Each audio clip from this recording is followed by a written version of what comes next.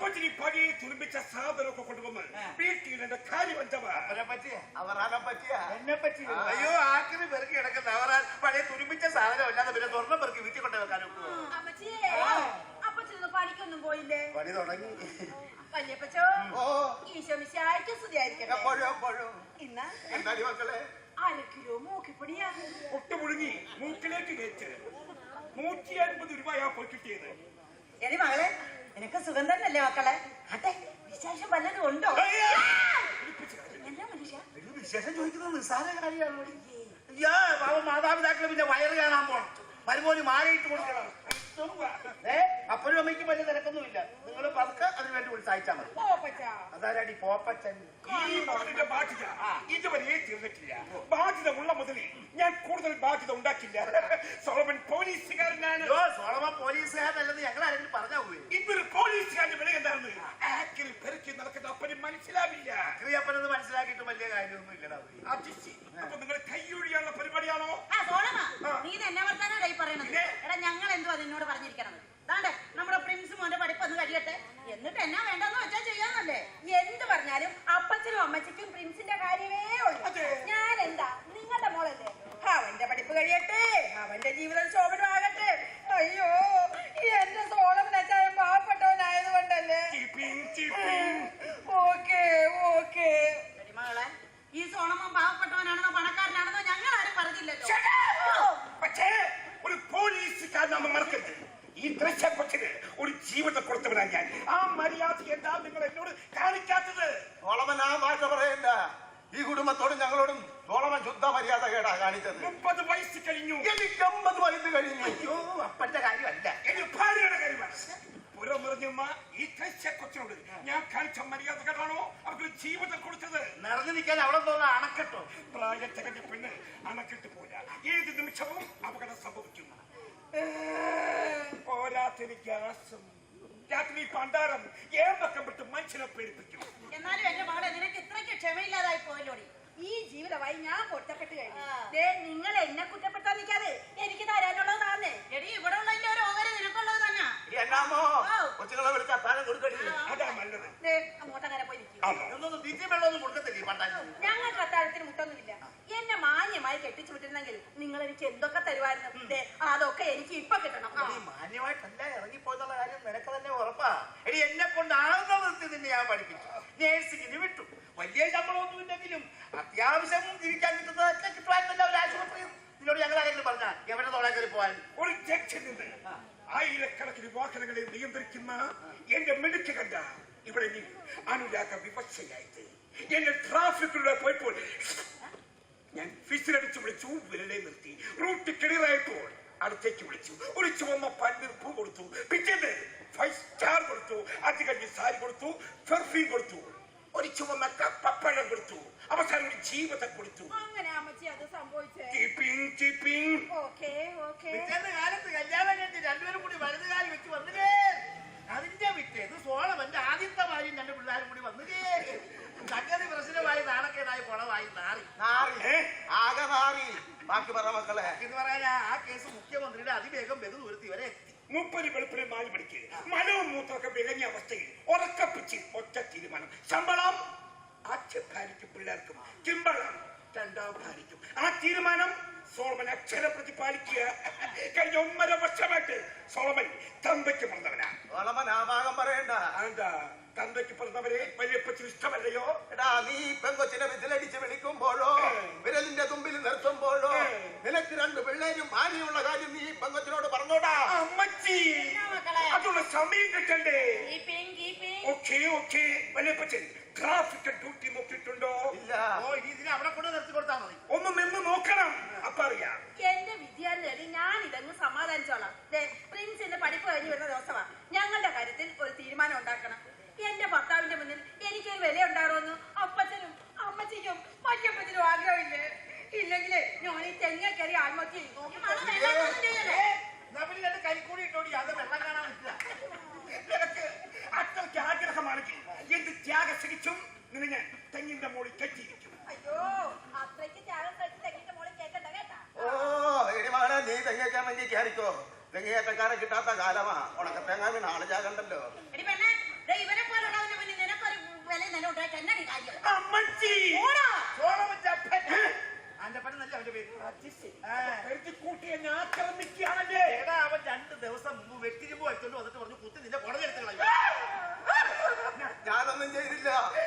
അങ്ങേര് വെള്ളം അടിച്ച കൊളവാ.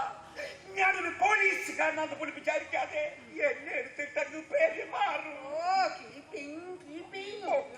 ഓക്കേ പോവാമോ വണ്ടി തള്ളിക്കൊണ്ട്? ഞാൻ അടുത്തിരുന്നാലേ നിനക്ക് തെറ്റി കടിക്കും. ഇതെടുക്കാത്ത കാശല്ലേടാ. നല്ല വണ്ടി. നിന്റെ വണ്ടി തോട്ടമാണ് കുഴപ്പം. നിന്റെ നന്ദയ്ക്ക് ഞങ്ങൾ പറഞ്ഞ് സമാധാനപ്പെടുത്തിയാ വിട്ടത്. കഞ്ഞിയും കൊടുത്താ വിട്ടത്. ബാക്കിയുള്ളവർ പട്ടണി പിന്നല്ലാതെ കണ്ടോ എന്നെ കുത്തി കൊടലെടുക്കാൻ പറ്റവരെ ചെയ്യാൻ തന്നെ വീട്ടുകാരി.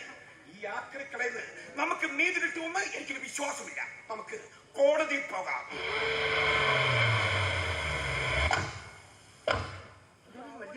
എന്നെ അന്വേഷിച്ച സോളമനെ അന്വേഷിച്ച എടി നമ്മുടെ മകൻ പ്രിൻസാലി.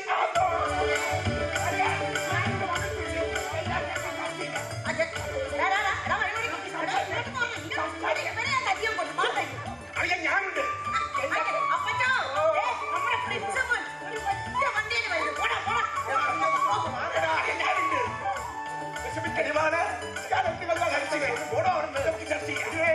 നിന്റെ കുഞ്ഞാങ്ങളെ വന്നിരിക്കുന്നത് വലിയ കാറില്ല. നമുക്ക് സംസാരിക്കാം. നമുക്ക്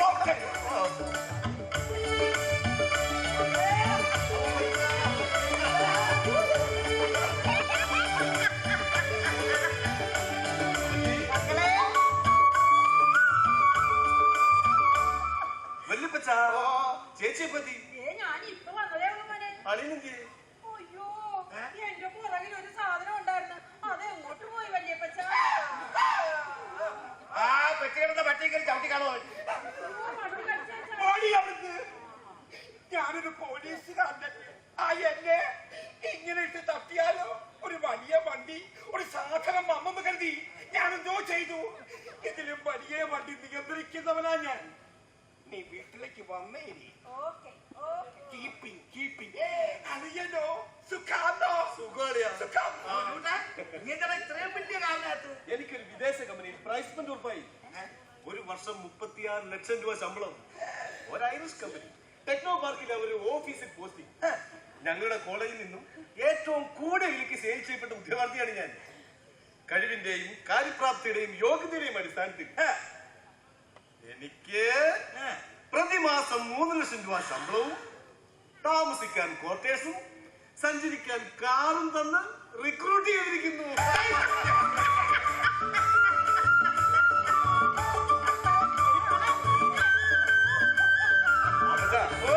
നാളെ മുതൽ ജോലിക്ക് ജോയിൻ ചെയ്യണം. എന്റെ അടുത്തൊക്കെ പുണ്യാളച്ചാ നമ്മുടെ പൊന്നു മോൻ രാജകുമാരൻ വിജയിച്ചു. ജീവിതത്തിൽ അവരൊരു ജീവിതം നേടി.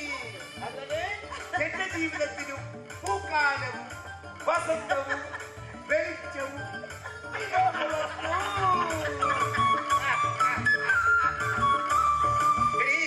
ഒരു മനുഷ്യൻ ജയിക്കുന്നത് മക്കൾ ജയിക്കുന്നിടത്താ. എന്റെ മകനൊരു ജീവിതം നേടിയാൽ അതിന്റെ സന്തോഷം നമുക്ക് എല്ലാവർക്കും കൂടി ഉള്ളതാ. എന്നമ്മോ ഞാൻ ഇന്നൊരു ചവിട്ട് നാടകം കളിക്കും. നീ മാർക്കം കളിക്കും. ഈ രാത്രി നമ്മൾ അടിച്ചു പൊളിക്കും. മക്കളെന്ത് കളിക്കും? ഞാൻ പരേഡ് കളിക്കും. പരേഡ് കളിക്കൂ. ஆலைக்கும் வேலைக்கும் எல்லைக்கும் போய் இந்தாயம் தந்தாயம் அந்தோட்டம் தந்தை ஆலைக்கும் வேலைக்கும் எல்லைக்கும் போய் இந்தாயம் தந்தாயம் அந்தோட்டம் தந்தை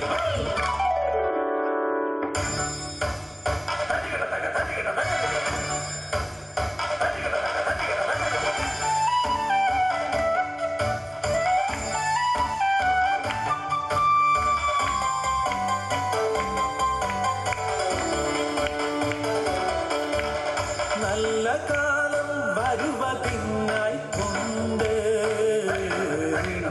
ചൊല്ലിടേണം ശീലങ്ങള്. നല്ല കാലം വരുവതിനായി കൊണ്ട് ചൊല്ലിടേണം ശീലങ്ങള്. കഷ്ടകാലം പോവതിനായി കൊണ്ട് ചെയ്തിടേണം കർമ്മങ്ങള്. കഷ്ടകാലം പോവതിനായി കൊണ്ട് ചെയ്തിടേണം കർമ്മങ്ങള്.